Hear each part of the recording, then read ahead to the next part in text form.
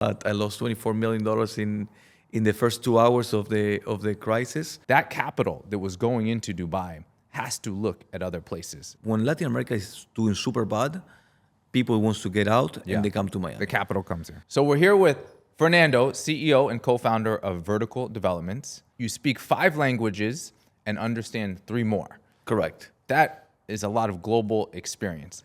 No, I was very blessed in my life. I was born in Argentina from a French family, so I have 2 languages very early on. Then my father was an ambassador. He lived 5 years in Brazil, so I had the chance to go there, go to school, etc. So Portuguese, I feel, is my strongest one after Spanish. Wow. And then, of course, I need to learn English for business. I end up working in investment banking 10 years, as we discussed before, and that's the main language. So I had to learn it, and it was, for me, more difficult, not being a Latin language. So I always feel a little bit more constrained in terms of my ability to communicate in English. It bothers me a little bit because I don't feel that I'm perfect. I'm very perfectionist, so it's something that I always criticize myself. I wish I could do much better. 5 languages is more than a lot of people.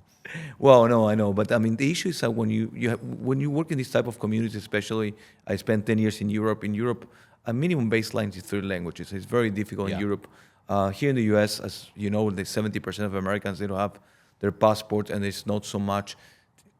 You don't need to target different job markets. You don't need to.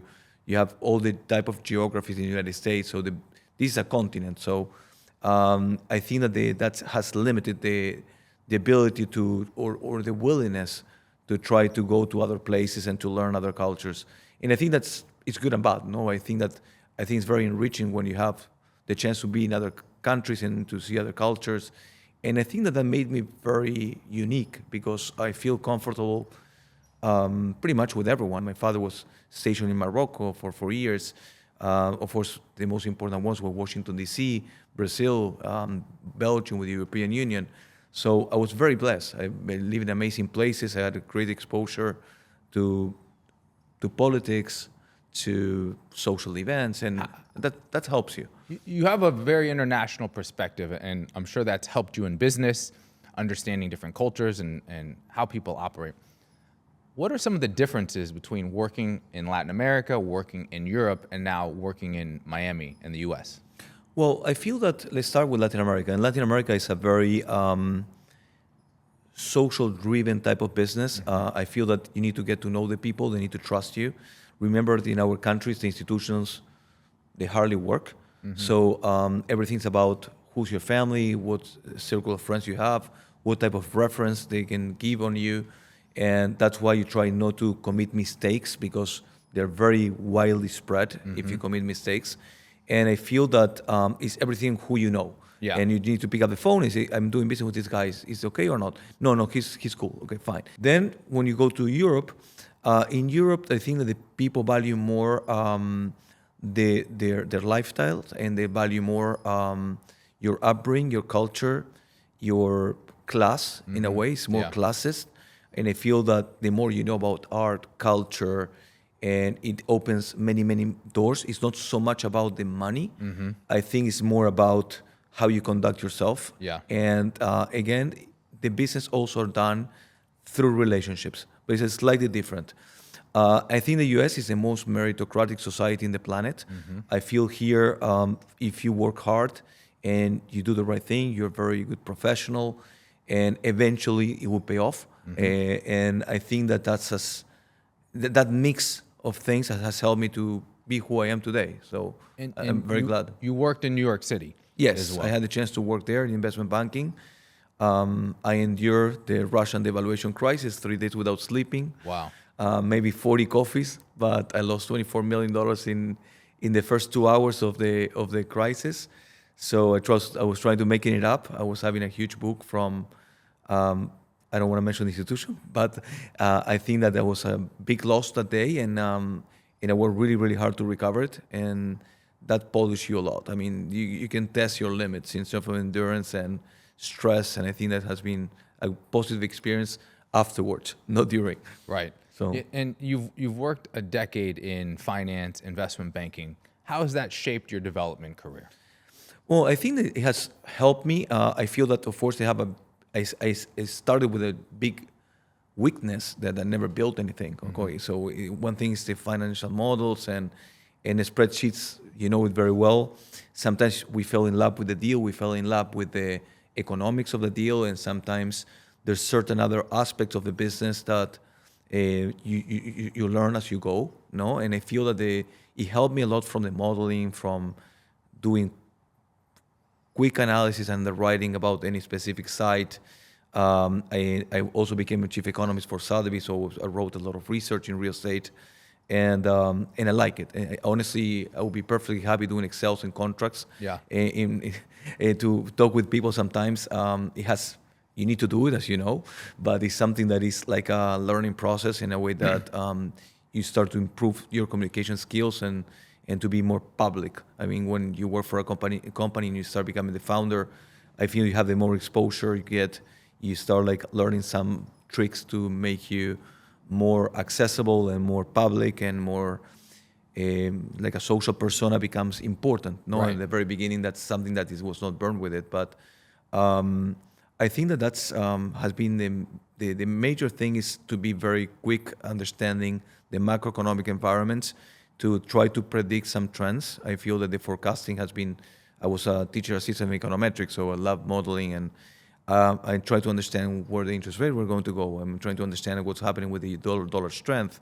When we're seeing now the dollar weakness, to start shifting some of our projects to be more appealing to the international markets.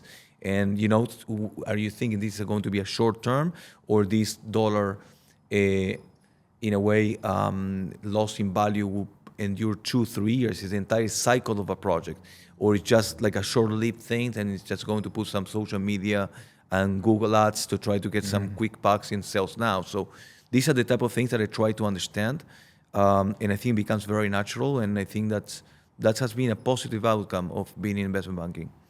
Investment banking gives you a great foundation of financial understanding, economics, the deal, profits and losses. And so you mentioned you like focusing on the deal, you like the spreadsheets.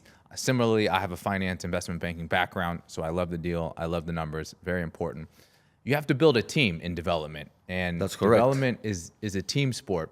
How did you think about, what were the first things that you did when you started building out vertical in your team? Well, at the very beginning, our idea was to be mostly capital allocators. My partners are BYB Grupo Inmobiliario from Peru. They are fantastic people. They have a tremendous track record. They are delivering the project number 100 in Peru. Those are incredible partners to have. Very good partners, and especially the quality of the people. As we learn in our business, it becomes more and more relevant because, again, I think that I fell in love sometimes with a piece of land and the Excel sheet, and perhaps I would have been better to understand how can we work with certain people in the long term. Do we have the same values? Do we have the same goals? Do we have the same way of doing business? And I feel that I underrated some of these aspects, but at least with my partners that is in vertical, I think that we had a great match. So I think that has been wonderful in terms of the partnerships. So the team, I think in real estate, as you mentioned, is the most critical thing. And I think that also one of the early decisions that we made is because we were unknown in the market, we want to leverage in some of our connection with brands. And we decided to bring them as early as we could to the equation, and I think we have assembled a great portfolio. What does the portfolio look like today, and what brands are you working So with? we have about 8 projects, from which 50% are branded. We have let's start north to south. We have the Armani Casa in Pompano Beach. Then we have in Fort Lauderdale Riva Residence, that is one of my favorite That one's brands. exciting. Yeah, that's super. I exciting. love boats. Yeah, So then moving a little bit south, we have Avenida by Fendi Casa. That is a beautiful site overlooking the Tamberry Golf Course, and also have a marina, the same thing with the Riva project. And then down south, we are doing the first L residences building in the world. It's the first French brand, non-hospitality related in the world. So has been a lot of fun. They're very fun to work with. They're very creative. Let's talk about the brands. How did you, picking a brand, because we're working with brands as well, is like picking a partner. You have to have 100%. shared values, shared culture. They reflect who you are as a person. What's the story and the relationship with each brand and how you got involved with them and how you chose them? Okay, I think that the matchmaking is pretty much understanding what can you build in terms of size, Of course, yeah. density, and then from there to understand your demographics. And then the demographics, you try to do something that's a key differentiating factor with everything that is around you, and you try to do something different. For instance, when we started in Pompano, all the branded residences were like hospitality related. Is to do one more, it was competing, so they were all good brands. Yeah. So we tried to do something different. So we went with Armani, understanding that Armani Casa has done a Sunny House project, was oceanfront, access to the sand, and this was pretty much the same. But we wanted to do something what they have done in New York, that are much larger units, and only 28 fantastic. It's the only 360 residences, like one per unit, two towers. It's just fantastic. One floor per So and you need to understand the size of the. And we wanted something because we're in front of the park, in front of the ocean, and the color themes of Armani is like a very calm, minimalistic, more Asian looking. We wanted to integrate the park with the ocean. The colors of they choose this greenish, bluish color. It was a match between the park and the ocean. We felt there was a good match for that location. Okay, awesome. So when we went to Fort Lauderdale, when we were in front of Bahia Mar, is the capital of the boat shop of the world. So I said, okay, we need to bring a nautical brand. It was freaking tough, and we tried for 2 years trying to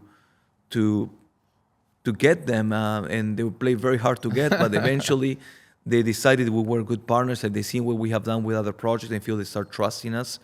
And we got Riva, and Riva, from my point of view, is the most beautiful yachting brand in the world, and they have participated in 80 movies. They have never paid for marketing. Yeah. 182 years history. So it's just fantastic. So we're trying to integrate this nautical theme from the boating and yachting community into the building. As you know, Riva has a very specific taste, some metals, some wood paneling. So we are integrating the design with the boat design. How many units in that project? It's 36 units. 36. Yeah, again, so it's very boutique-y. And then when we go to Aventura, if we are in a very specific location, we're just walking distance from the waterways. We have 3 synagogues with a walking distance.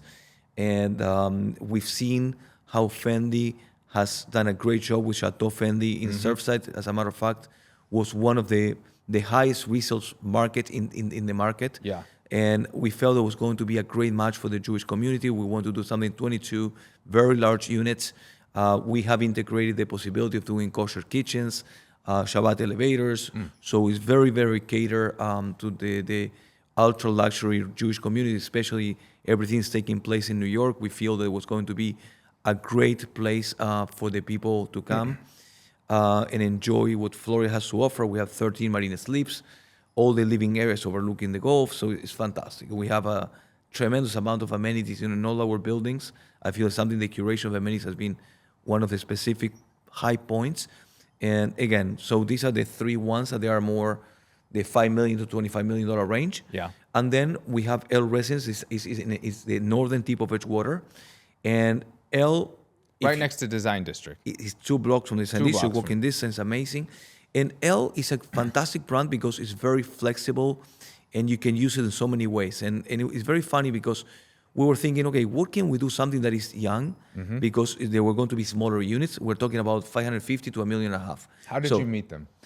It was very interesting. The company was doing 2 of our other projects, and we have a project in Coral Gables called Alhambra Park, and we were targeting one specific brand that I was trying to get for a long time, and they told, look, they are not ready, but we have them, L. And I said, L for Alhambra did not match. It was much larger units, 65, like 60 plus or 55 plus type of demographic, people selling their homes in Coco Plum. So we felt that was not the right match, but we were buying this site in Edgewater. And the units are going to be much smaller, and I think it was going to be a younger demographic, and we want something to be like a pied a terre, and L has transitioned into hospitality a few years back.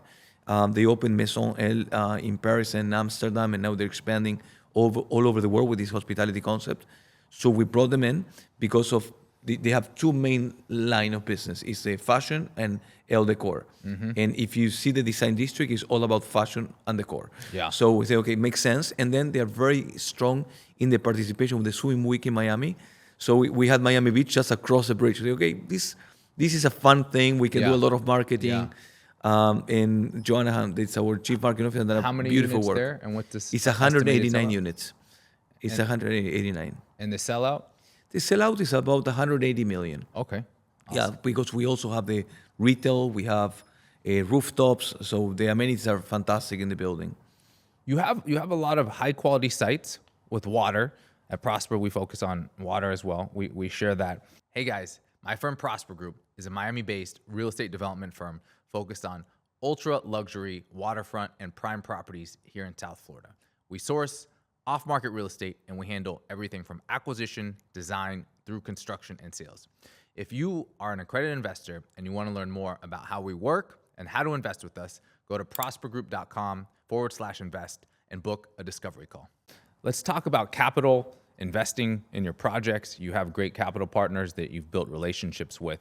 How do you capitalize your projects, and how are you seeing the capital markets today as a former investment banker? I feel that we're changing a lot. So the capital strength have been interesting, and but I see in the capital markets today a little bit, especially last year when the interest rate were higher, a lot of people migrated more into debt, and they were investing more.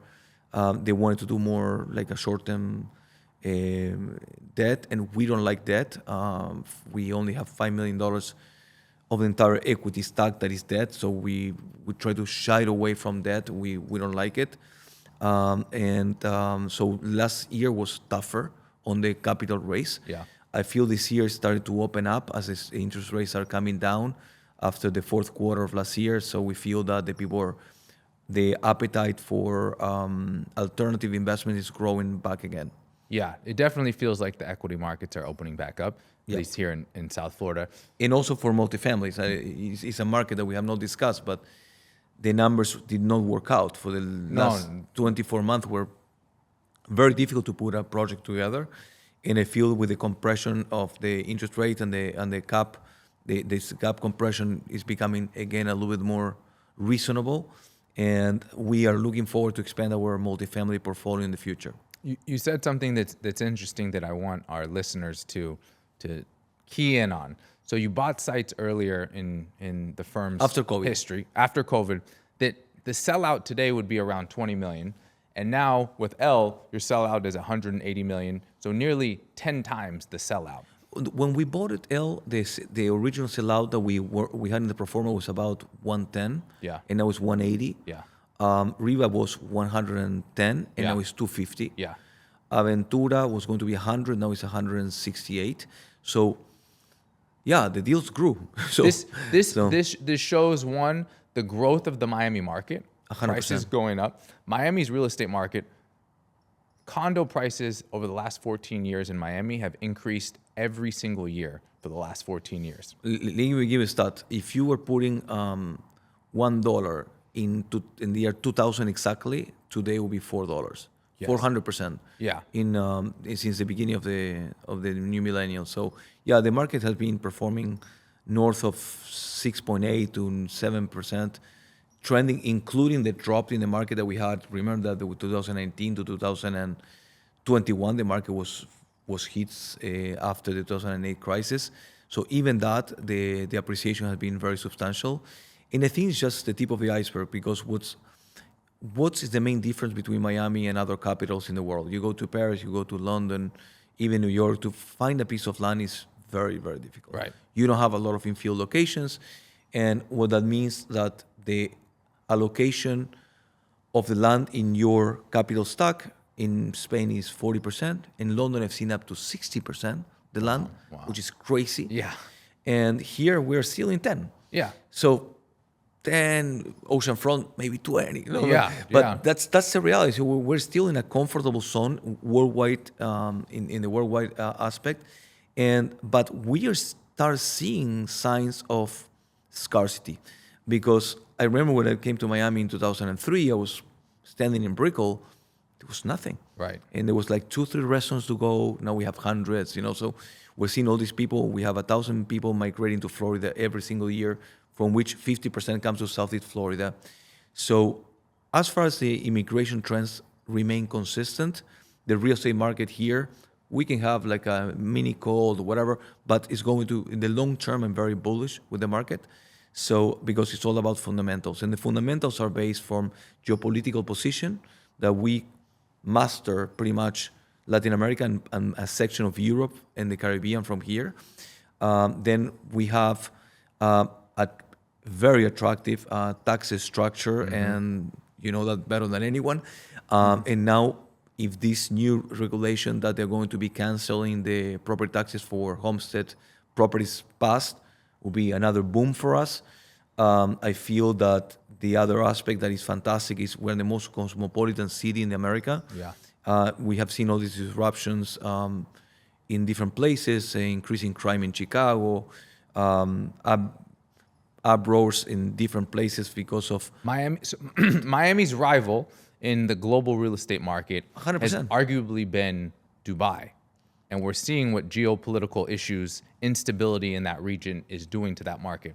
In Dubai, I was looking at stats recently. So Dubai's real estate market did $19.5 billion in total transactions in 2020. In 2025, it did $187 billion in total transactions. I didn't know that. So 10x in 5 years. 1,000 drones were just shot at Dubai and 189 missiles in the last 5 days. That capital that was going into Dubai has to look at other places. As we know, capital doesn't like risk. Capital doesn't like it moves uncertainty. very quickly. And it moves very quickly. The tides can change very quickly. So those investors from London, those investors from Paris, investors from India and all over the world that were investing in Dubai, now they're going to have questions, and now they're going to move their capital to places like Florida, and for all the reasons that you mentioned. Look, I feel that we are always in a good position. When Latin America is doing super bad, people wants to get out and they come to Miami. The capital comes here. So the Latin America is doing super well. Everyone wants to have a second home in Miami. Yeah. In New York, you have cold, the people want to come to Miami. Now we have elections in New York, then the amount of, I don't know if you've seen your internet leads, but New York and Chicago has been brutal. Yeah. And so even California, even what California did with the fires in California. A lot of people. So we are in a place at first. Miami is becoming a more interesting. Miami was boring as hell when I moved here. There was pretty much every single menu in the restaurant was the same thing: cheeseburger, Caesar salad. That's it. No, I feel that you can find everything you want. From the entertainment perspective, has improved a lot. The cultural scene, since our Basel, I think has continued to evolve more and more. We also, I've seen that from the sports and entertainment, we have 5 bigs, now from the national sports, and now the soccer league is, Miami has done a huge strides, and I feel that will attract more and more people coming here. So I feel that and also Miami was extremely seasonable at one point. I remember when I moved here, if you did not sell 67% of the units between March and April, December and April, you had about a year. In the season, So you were done. Yeah. You lost a year.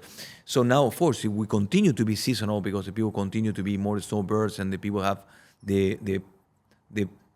power to acquire what we're offering today is mostly Americans. It's very important to understand these dynamics between the product you're building and the dynamism. And it's even more complex because if you're doing something, if you want to target Italy or France, you better do it in Coconut Grove and South Beach. The rest is not going to work that great. Right. At one point, Russia was extremely important for Sunny Isles. Yeah. So we have so many different sub-markets here. You need to understand Pompano has been mostly Canadians and, believe it or not, a little of Brazilians. I don't know why, but they like Pompano. So these dynamics that we have seen over the years, they're very shifting, and that's why I have pretty much like a dashboard when I check every day exchange rates so we can change the allocation of the marketing dollars in digital.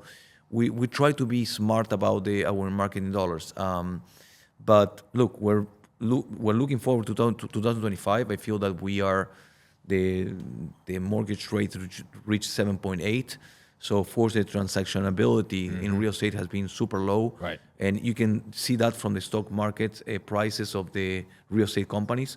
There was very few transactions. The They REITs are collapsed. down, yeah. They collapsed. So we're seeing that now that we're under 6, no, again. What's your outlook for 2026 and where we are in the cycle? I think that the rates will be between a mortgage rate between 5 and 5.5. I feel that the construction loans will be not what it used to be, but I think it's going to be between 8 and 9.25.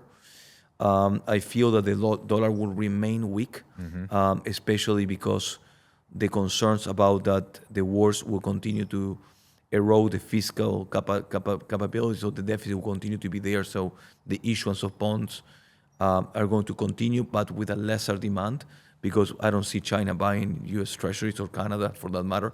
So all these geopolitical tensions and some of these, I feel like isolationist policies of this government has made a lot of countries more distant with the United States. So I feel that that's, for a certain point of view, could be positive for certain industries, but for the overall, I feel that it will affect the U.S. Treasury market. We're start seeing an uptick in the interest rate that they're gathering the new issuance of bonds as of late. So I feel it's going to be a mixed bag, but I feel that there's one very positive outcome. The most positive outcome of everything is that the people are getting used to instability. United States has a long history of having everything, very strong institutions, very predictable, and I feel that the last almost 2 years has been extremely volatile, and the people freaked out. I think that there was a freeze in the first quarter of last year with the tariff wars and so Liberation Day, yeah. I think that it was complicated, and for people like us that were in business, we need to make decisions that it makes your life difficult. For instance, we have 3 brands from Italy. We need to import things from Italy. So all of a sudden we're saying, okay, when do we ship? Do we ship it? We don't ship it. So, like this uncertainty, you start committing mistakes. And that's the reality. When you commit mistakes, it's because you don't know exactly how to play certain things. But I feel that we're all getting used to that. I feel the geopolitical tensions, as you mentioned, will favor Miami. And the immigration trends will continue to be there. So I feel that the most important thing is if we're building what the people that are coming are going to be buying. Right. And the timing. That's a critical thing, because I think that all of us were building something very luxurious, and we need to understand that the people that are coming, they need the property today. And that's why you see a very different behavior in the luxury market, in what is ready on the resale market, that you see the number of transactions going up, price sustain, 6% of the transaction over asking. All this has become very strong. And then you have seen some slow in sales in the new development segment in 2025. And that I feel that now with interest rate and all this, I think it's going to get much better. We've seen it already. You have a positive view on where Florida's going. We're in a transition year, 2026, from high tariffs last year, interest rates coming down. You have incredible projects that you're working on. You're working with world-class brands. Where can people find you? Where can they look you up? Very simple. Our website is vertical/developments.com. And my name is Fernando De Nuñez. And thank you so much for having us. And it has been such a pleasure to get to know you in person. Fernando, great to meet you. Great to have you on. Thank you.